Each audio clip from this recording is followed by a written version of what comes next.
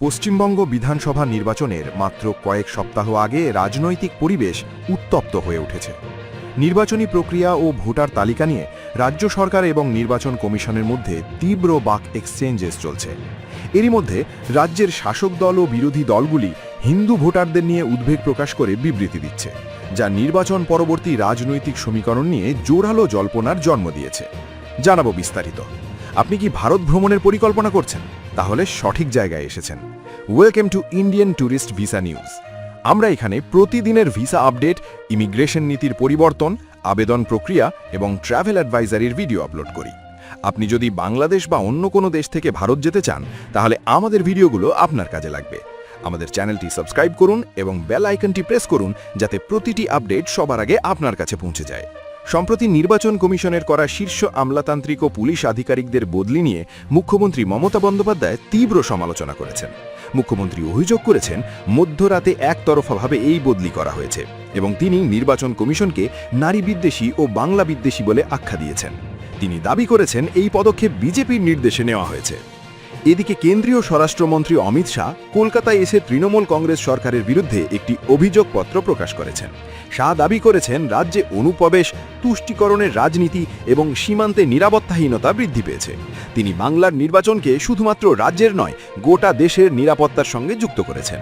নির্বাচন প্রক্রিয়ায় সবচেয়ে বিতর্কিত বিষয় হয়ে দাঁড়িয়েছে ভোটার তালিকা সংশোধনী, স্পেশাল ইন্টেন্সিভ রিভিশন বা SIR। রাজ্যের মুখ্যমন্ত্রী এসপ্ল্যানেডে ধর্মঘট করে অভিযোগ করেছেন, প্রায় 60 লক্ষ ভোটারের নাম তালিকা থেকে বাদ নেওয়া হয়েছে। বিপরীতে বিজেপি নেতা শান্তনু ঠাকুর দাবি করেছেন, SIR প্রক্রিয়ায় প্রায় 1.2 কোটি অবৈধ ভোটার চিহ্নিত করা যেতে পারে। তিনি দাবি করেছেন যে এই প্রক্রিয়ার মাধ্যমে রোহিঙ্গা, অনুপ্রবেশকারী এবং ভূত ভোটারদের বাদ দেওয়া হবে। 2026 সালের নির্বাচনে বিজেপি একটি নির্দিষ্ট কৌশল গ্রহণ করেছে। দলের শাসক দল এবং বিরোধী দল নেতা শুভেন্দু অধিকারী বারবার হিন্দু ভোট একত্রীকরণের কথা বলেছেন। তিনি দাবি করেছেন, আর 5% হিন্দু ভোট আমাদের দলে এলে আমরা বাংলায় জিতব।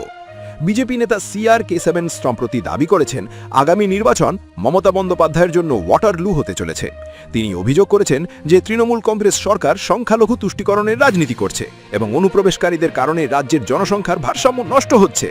অন্যদিকে তৃণমূল কংগ্রেসের তরফে পাল্টা অভিযোগ আনা হয়েছে। সম্প্রতি দলের সাংসদ মাহুয়া মৈত্র বিতর্কিত মন্তব্য করে বলেন, যারা তৃণমূলের সঙ্গে নেই তারা আসল বাঙালি নয়। রাজনৈতিক বিশ্লেষকরা মতে, বাংলার রাজনীতিতে ক্রমবর্ধমান সাম্প্রদায়িক মেরুকরণ উদ্বেগের কারণ। RSS সূত্রে জানা যাচ্ছে যে গত কয়েক মাসে রাজ্যে RSS এর শাখার সংখ্যা বাড়ানো হয়েছে। সংগঠনটি ধর্মীয় অনুষ্ঠানের মাধ্যমে হিন্দু সমাজকে একত্রিত করার কাজ করছে। মমতা বন্দ্যোপাধ্যায় সম্প্রতি বিধানসভায় নিজের জাত পরিচয় প্রকাশ করে বলেছেন, আমি শুধু গর্বিত হিন্দু নই, আমি একটি ব্রাহ্মণ পরিবারের কন্যা। রাজনৈতিক পর্যবেক্ষকরা বলছেন, এই মন্তব্য শাসক দলের হিন্দু ভোটারদের মধ্যে বার্তা দেওয়ার কৌশল। প্রথম দফায় 23 এপ্রিল এবং দ্বিতীয় দফায় 29 এপ্রিল পশ্চিমবঙ্গে ভোট গ্রহণ অনুষ্ঠিত হবে। 4 মে ভোট গণনা হবে। নির্বাচন শেষ হওয়ার পর রাজ্যের সামাজিক ও রাজনৈতিক পরিস্থিতি কেমন থাকবে তা নিয়ে রাজনৈতিক মহলে জল্পনা উত্তেজনা বিরাজ করছে। সম্প্রতি শুভেন্দু অধিকারীর মন্তব্য, আমরা পশ্চিমবঙ্গকে আরেক বাংলাদেশ হতে দেব না, এই বক্তব্য পরিস্থিতির গুরুত্বকে আরও বাড়িয়ে দিয়েছে। রিপোর্ট, এই প্রতিবেদনটি নির্বাচন পূর্ব রাজনৈতিক পরিস্থিতির ওপর ভিত্তি করে প্রস্তুত করা হয়েছে। বিভিন্ন রাজনৈতিক দলের বক্তব্য ও পাল্টা বক্তব্য তুলে ধরা হয়েছে মাত্র। আমাদের সাথে থাকার জন্য অসংখ্য ধন্যবাদ। দেখা হবে নতুন কোনো টপিক নিয়ে। ততক্ষণে চ্যানেলটা সাবস্ক্রাইব করে রাখবেন কিন্তু।